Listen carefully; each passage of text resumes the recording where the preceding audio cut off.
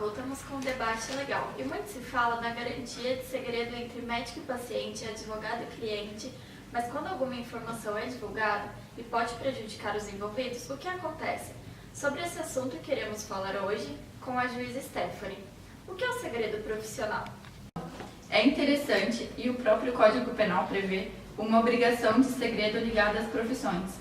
Assim como um médico tem informações de seus pacientes que não podem ser passadas a terceiros, assim como um advogado também tem seu cliente, essas informações são absolutamente sigilosas e passíveis àqueles que passem adiante de responderem criminalmente.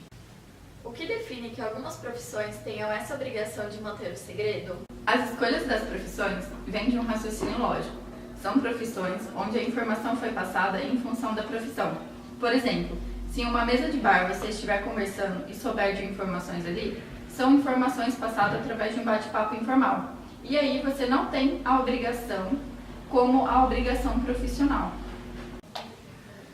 Doutora, para a justiça, o que caracteriza essa quebra de segredo profissional?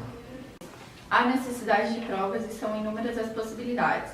A análise vai de caso a caso. Imagine que um advogado ou um psicólogo é chamado como testemunha e, sem falar com seu cliente ou pedir autorização, revela fatos passados durante uma consulta. E aí há a ruptura de um dever profissional. A comunicação do segredo pode se dar de diversas formas, seja pela comunicação direta, mediante documentos, etc., e para que ocorra o crime, basta que seja revelado a uma pessoa só. Qual o elemento normativo do artigo 154? É revelar o segredo sem justa causa. É fato típico quando a gente revela o segredo sem ter motivo que o justifique. Mas quando é que ocorre a justa causa? Esse sigilo não é absoluto, devendo ceder quando interesses jurídicos maiores. Portanto, sempre que um outro bem jurídico de maior relevância que o segredo necessitar ser protegido, deve-se deixar de lado o segredo profissional. Qualquer um pode cometer este delito?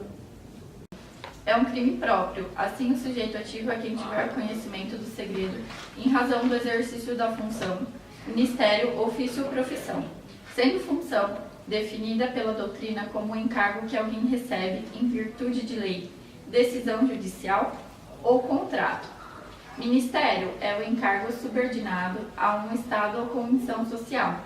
Ofício vem a ser uma arte mecânica ou manual. E profissão, o exercício de ocupação de natureza intelectual e independente, necessitando de habilitação do Estado. Para a doutrina, é necessário que o segredo seja descoberto em razão do exercício da atividade profissional, sendo que esse conhecimento pode se dar de qualquer forma.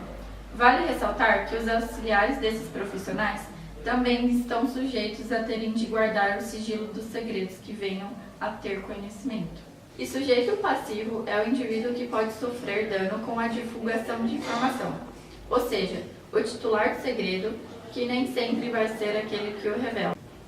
A magistrada sabe me dizer qual é o elemento subjetivo do crime? O elemento subjetivo do crime é o dolo, baseado na vontade do agente em revelar o segredo sem que haja uma causa justa para isso. O mesmo deve ter conhecimento que o fato é secreto e que não existe motivo para que ele seja revelado. Não há previsão da modalidade culposa para esse crime. Quando se dá o momento consumativo deste crime, é possível a forma tentada? É um crime formal, portanto, consuma-se com a revelação do segredo a uma única pessoa, independente de ocorrer ou não um dano. Pelo artigo 154, basta que a revelação tenha o potencial e causar dano a outrem. Quanto à tentativa, a doutrina entende ser possível quando a comunicação de fato se der por meio escrito, inadmissível quando for comunicada oralmente. E agora vamos para o nosso último intervalo e já voltamos com a parte final do nosso debate.